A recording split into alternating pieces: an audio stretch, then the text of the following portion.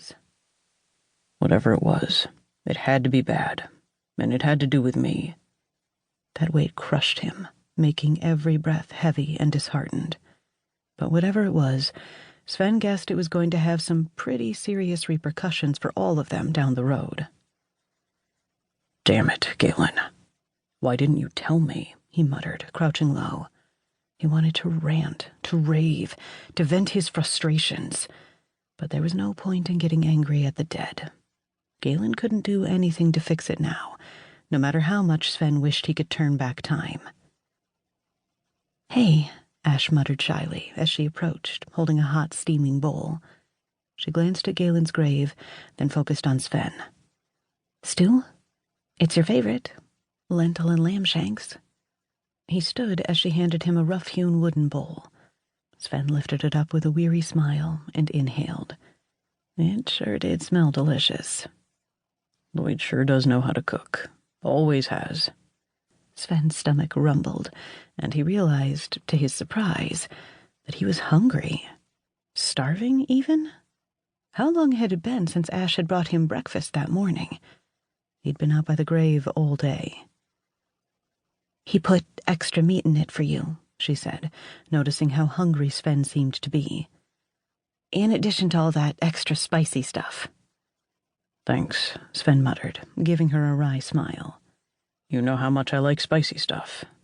He took a bite, the flavor exploding in his mouth. He tried to savor it, taking another mouthful, and then he inhaled the whole bowl. Lloyd had completely outdone himself this time. He would have to remember to give his compliments to the chef. "That's a good stew," Sven complimented, wiping away the juices on his lips. "I can get you more, if you want," Ash offered, clearly trying to improve his mood. He knew she didn't like how down he'd been since Galen's death. His time out by the grave was evidence enough of his mood. "No," he said, shaking his head and looking toward the tavern. "I'll come back to the Adventurer's Rest soon, and then we can get going. I'll get more of the stew if there's any left after the others dig in." He let the bowl hang by his side as he spoke. "It's about time for us to move on. Physically and metaphorically." Sven looked back at the grave, giving it a last goodbye glance. "Yeah, speaking of moving on," she started. "We need to decide what we're going to do next." "About that. You know where we need to go," Sven replied, eyeing her warily. "I do," Ash admitted. "But not everyone does. The recruits want to take a vote about where to go. We're starting to run out of food." "We could hunt," Sven replied absent-mindedly, looking off towards the mountains looming in the distance. "Stay up here in the mountains. We could eat deer we hunt, maybe domesticate some of the mountain goats. The Adventurer's Rest would be a nice shelter for travelers lost in the snow." Ash made a pained face. "You really want that?" "No," Sven said, sighing as he ran his hand through his hair. "But it's one idea."